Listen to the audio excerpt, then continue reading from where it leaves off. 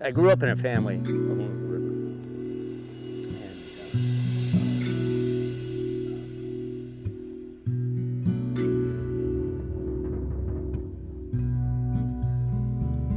and our land was condemned by the federal government, taken away from us. This has been a fight for my people, for my family, for over 100 years. It's devastating to know that my parents watched that decline within their lifetime.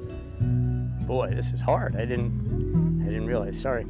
So we lost our lifestyle, we lost our home, we lost our sense of place, and it was for a dam that was gonna flood our land. And so when I hear about the challenges faced by the tribes and native communities here, it really hits home with me. These dams are still functioning, providing hydroelectricity, but they haven't been updated with infrastructure that allows for fish passage. This violates the treaty that my tribe has, as well as the Endangered Species Act and the Clean Water Act. Toxic cyanobacteria builds up in the reservoirs and then gets transported downstream and then becomes an issue for wildlife and humans and anyone who comes in contact with the river. And so that's been a problem that's been plaguing the Klamath for a long time. Having a toxic watershed, I mean, tourists don't want to come and swim in a toxic river. The locals don't want their children swimming in a toxic river. At one point I did live in Alaska and I saw what a salmon run was supposed to be like. There were so many fish that you could catch them with your hands.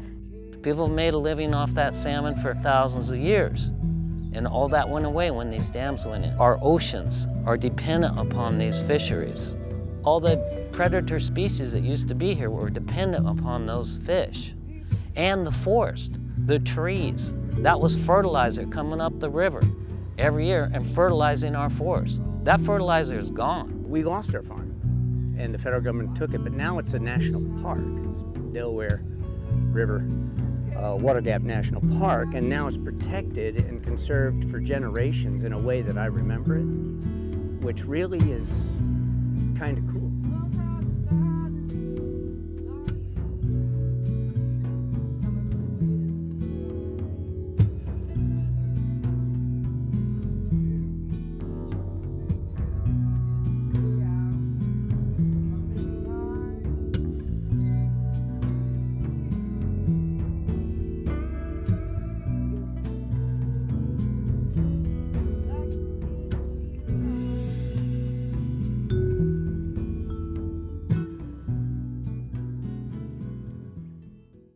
The River Management Society is gathered here to recognize and celebrate the pending removal of the Klamath River dams.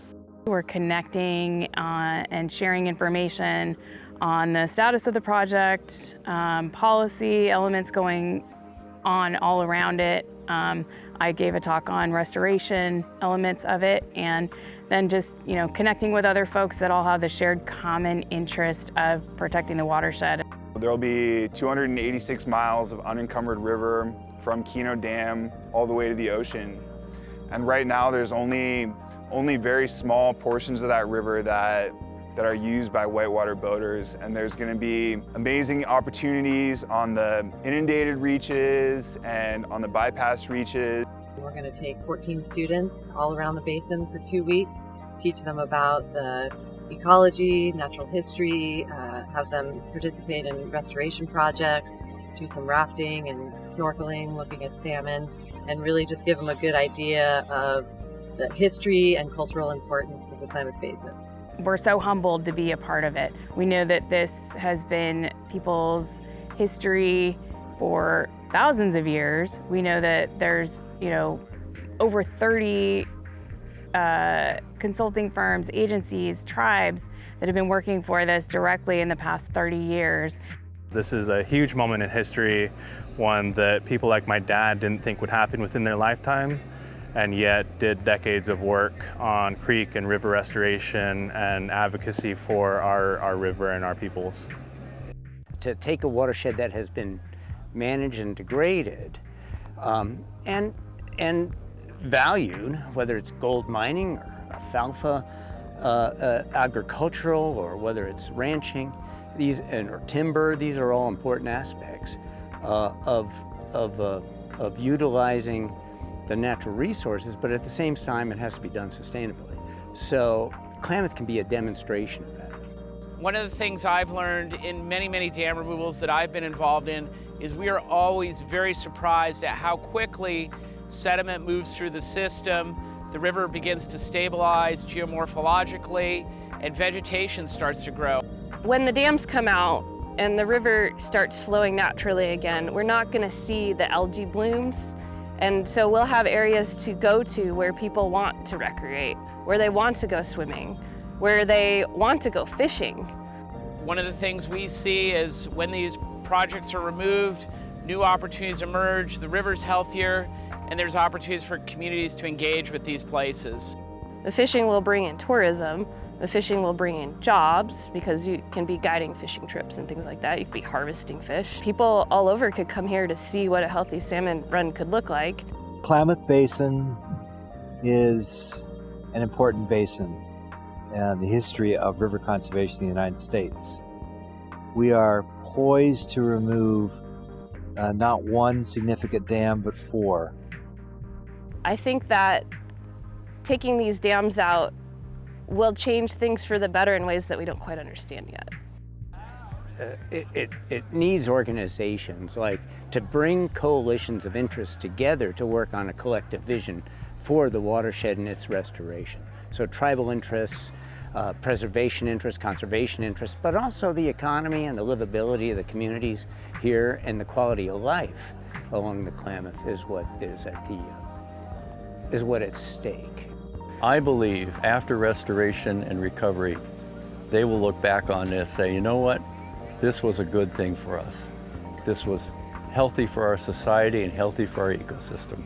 We do river running exchange programs with youth from around the world from either impacted or endangered riversheds by hydroelectric dams.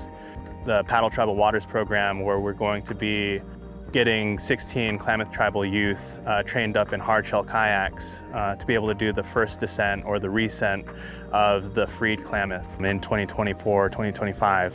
We hope that this moment in time where the world is going to watch the largest dam removal in history happen, that these youth can be centered and the traditional ecological knowledge systems that they represent for their communities can be centered in the outdoor recreational space and show what responsible land and water use look like for the future of the river.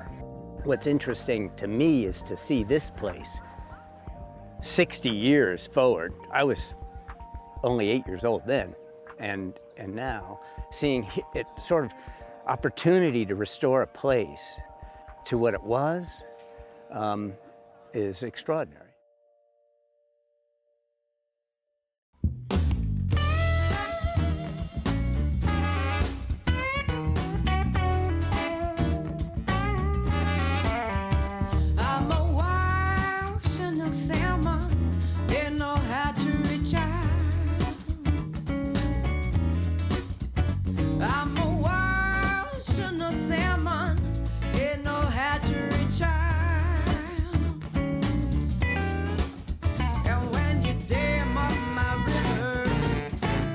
You cramp my style. When you clear cut the forest, it's like pouring dirt into my home. When you clear cut that forest, it's like pouring dirt into the middle of my home.